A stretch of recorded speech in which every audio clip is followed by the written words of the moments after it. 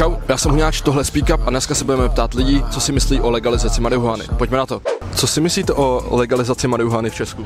No já myslím, že by se to nemělo legalizovat. Máte k tomu nějaký konkrétnější důvod, nebo myslíte si, že to je jenom špatný? Já myslím, že podporovat drogovou scénu není na místě. No, byla bych velmi opatrná, protože v tom je příliš mnoho zájmu. Myslím si, že 100% regulace je nesmyslná, ale úplná legalizace má taky své úskalí, takže nedokážu vám říct ani přesně tak, ale myslím si, že tohle to bude politická záležitost, to nebude určitě. No, myslím si, že by bylo lepší, kdyby byla uzákoněna, protože to stejně každé si užívá sám podle svého. Jsem na našem městě hodně takových lidí, co na tom ujíždí a se z toho s prominutím úplně vypadá. Já se s tím nemám problém, jakože já bych si rád zahulil legálně, takže... Přistupujete k tomu kladně?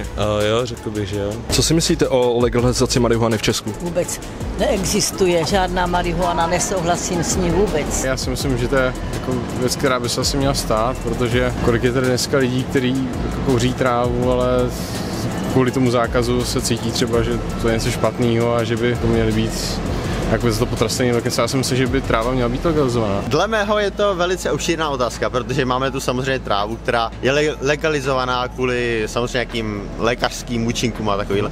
Ale je tu samozřejmě hodně lidí, kteří v podstatě to zneužívají a je to jejich zkáza, ale hlavně jako pro mladé lidi, kterých se to týká, tak je tady velká variace lidí, kteří jejich v podstatě užívání trávy je buď na bázi, že lidi se snaží zapadnout mezi kolektiv, anebo to užívají, protože jim to dělá nějaký dobrý pocit. Upřímně asi by mi to nevadilo, já proti tomu nic nemám, ne, že bych to asi zneužíval nebo používal, ale asi jim to takhle ničemu nepomůže. Já taky souhlasím, že by to mělo být legalizováno. To asi není takový problém, že jo? Jsme rádi. Pokud to nějak nepeněžíme, tak je to v pohodě. Protože nechceme černý trh.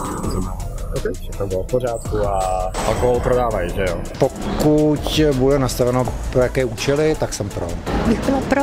Bylo by to legální, nekšeftovalo by se s tím tak. V omezeném množství ano. Osobně s tím nemám problém. Myslím si, že v nějakém množství, ale pokud člověk má rozum, ty látky jako takový můžou být ku prospěchu nějakému osobnímu rozvoji. Já s tím asi souhlasím, kdyby to bylo v nějaký jako dávce přiměřený. Každý svýho štěstí strůjce a pak ať si dělají, co chcou, takže na to jsem na legalizace za mě v pořádku. Asi no, museli by se určit nějaký podmínky prostě takový, jako že by se to muselo udělat nad 18 a takhle. A třeba by se udělali, jak je třeba zákaz kouření cigaret vevnitř, tak by se to muselo omezit takhle i na trávu a pak si myslím, že v pohodě. Já bych řekl, že by se to nemělo legalizovat, protože lidi, kteří to chtějí, tak si to najdou, nebudeme lhát. A lidi, kteří to nepotřebují, tak prostě nechtějí, ale jako to riziko je tu vždycky, takže... Ale když se to zlegalizuje, tak tím pádem budeme moc taky mít nějaký další příklad. Ale právě proto já si myslím, že když se to zlegalizuje, tak ty lidi do toho spadnou ještě víc. Spadnou do trávy nemůže spadnout, zkoušel jsem někde herák.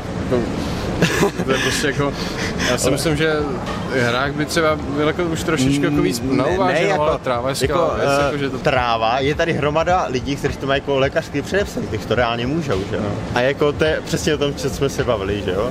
Tak prostě lidi, kteří potřebují, tak si to najdou. Je to podle mě, kdo si to chce, tak si to najde. Pokud bych to bral z ekonomického hlediska, tak to asi určitě pomůže státu, že by se to zlegalizovalo. Teďka nejsem schopen vyčíslit nějaký údaje, ale myslím si, že by to bylo jednoznačně lepší, no.